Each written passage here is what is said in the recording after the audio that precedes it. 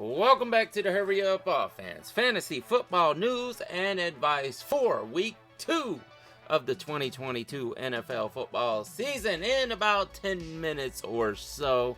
Try to hit that mark, whatever happens, you know. I am Smokey Rameriz, your fantasy football pro. Let's go. Today's topic is all about week 1 and how we don't need to overreact to it. We do need to react to a few things, but not overreact in a certain way, and we will get into that. But first, let's get into the news. Whoa, the Wednesday night news dump, and it's actually not that bad this week, so there's not a ton of news to talk about, which is probably a good thing because news means injuries. But Michael Gallup is in the news. Now, this is a tough situation because of what's going on with the quarterback there. But Cowboys head coach Mike McCarthy said wide receiver Michael Gallup will take team reps in Wednesday's practice for the first time since January's ACL tear. It is unclear if Gallup will play against the Bengals this weekend, but he looks close to a return, which is a great thing for the team. It is still a tough situation because of Dak Prescott being out at the moment. He's going to be out for 6 to 8 weeks. And there's not a capable passer out there if it's going to be Cooper Rush, which is bad for Michael Gallup when he does come back, and it's also bad for CeeDee Lamb. Now, usually the addition of Michael Gallup, being that CeeDee Lamb is the one dominant catcher out there, it would help him draw some of the coverage because Gallup is a productive, very good wide receiver. So that would only help CeeDee Lamb in the end. But the quarterback is the problem, so I'm not excited about it at the moment. But I don't know. Maybe Cooper Rush is going to wow somebody, or maybe they get Jimmy Garoppolo, or who knows? We'll see. Alec Pierce is in concussion protocol. Easy for me to say. He apparently did suffer a concussion in last week's game with the Texans, which is rough. He is a rookie, and he seemed to be productive. Imagine that, a rookie receiver being productive. We're seeing that all over the place. Lately, it really wasn't a thing until late in the season, but we are seeing more and more rookie wide receivers being more and more productive early in the season. It's a crazy trend. I guess the NFL is going to passing more or something, and we are devaluing running backs at the moment in fantasy football because the wide receivers are so much more helpful to your fantasy team. With that being said, there's not as many helpful running backs out there because most teams are going to a committee. Now back to Alec. Michael Pittman is obviously the number one on that team, and that's going to be Matt Ryan's safety blanket at this time. So of course play Michael Pittman. It will only help Michael Pittman when Alec does come back, and it will help him too. I think they're both going to be productive. Matt Ryan is a capable passer, and he can feed both of them, so look for that when he does come back. Now over in Cincinnati, we have almost the exact same situation. T. Higgins, who is the number 2 on that team, also is in the concussion protocol. Now he is putting in limited practices right now, which means he's well on his way to returning very soon. Don't drop T. Higgins. Don't drop T. Higgins. And don't go pick up Tyler Boyd thinking this is going to be the savior of your team. It's not. T. Higgins will be back soon, and both T and Jamar will be very, very productive, as we know. Now, the problem is that offensive line is still bad, and Joe Burrow is getting sacked left and right. So how will that turn out? Will the team take a step back? Who knows? But we do know that Higgins and Jamar are wonderful weapons. Over in New York, the Giants cap Wan'Dale Robinson is still sidelined with his knee injury. It almost looked like he could have been the number 1 receiver for that team. Speaking of number 1s, Kadarius Toney is not playing. He's playing a few snaps here and there. Maybe in the doghouse with the coach. Maybe he doesn't want to play. Maybe he's just mad at the world.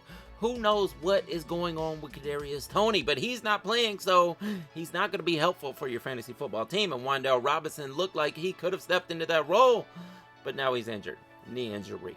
Hopefully he comes back soon, but as for right now, if you have to use a Giants wide receiver, it's going to be Sterling Shepard. Old Faithful, who has never really been that helpful to anybody's team throughout his entire career. Maybe he's a nice guy, but he's not that helpful for fantasy football. So, that's your options. Keenan Allen is absolutely out for week 2, this Thursday game coming up against the Chiefs.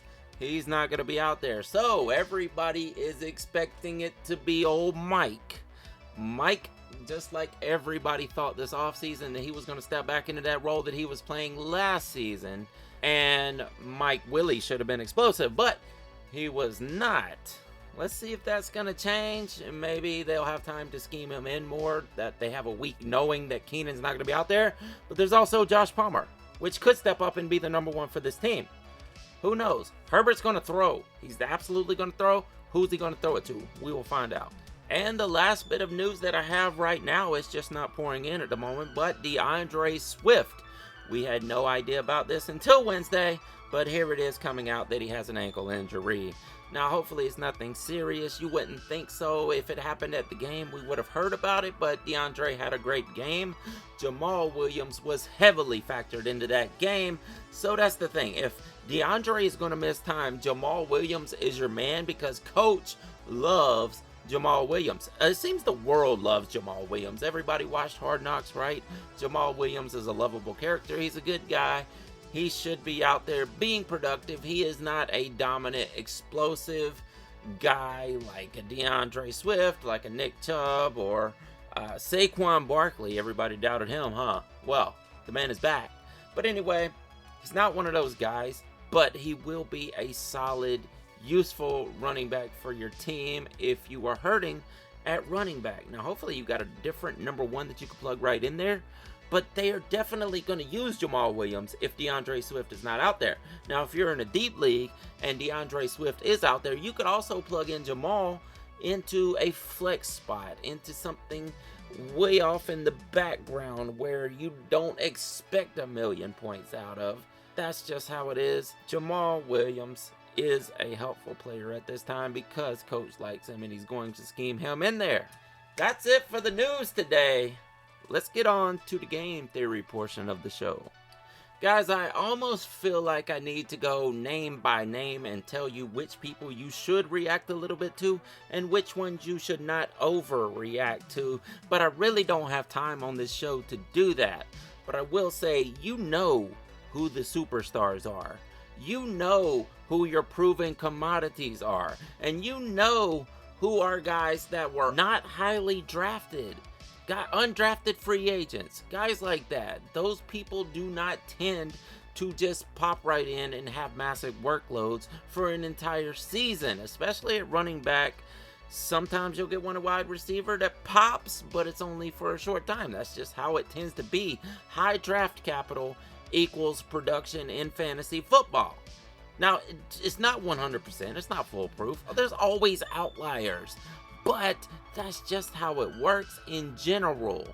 If a guy was highly drafted, if he has been a number 1 in the past, there is a really good chance that he is going to return to that, especially if he was last season. Let's say you're thinking about cutting Najee Harris, like he just doesn't have anymore. This was a highly drafted running back for a team that always has a productive running back. Now, when he comes back, if he's probably not going to miss any time at all. But if he does, when he comes back, he should slot right back into that role where he was because the Steelers will never not have a productive running back. That's just how it works. Death taxes and the Steelers having a productive running back. You're not going to cut Aaron Rodgers, are you? Unless you're in a shallow league, one quarterback, and there's multiple options on the waiver wire. But if you're not going to get rid of Aaron Rodgers. The guy is going to return. That's just how this game works. Don't cut your studs. And if you want to look at the other end of the spectrum, you're not going to cut a proven commodity to go pick up Greg Dortch because he had a phenomenal game. The guy's been around the NFL for a couple years now, and he's done absolutely nothing. He was not highly drafted.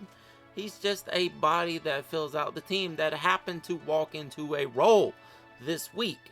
He's not going to win you a fantasy football season. So, unless you're in Dynasty or an extremely deep league, there is no use for Greg Dortch on your roster.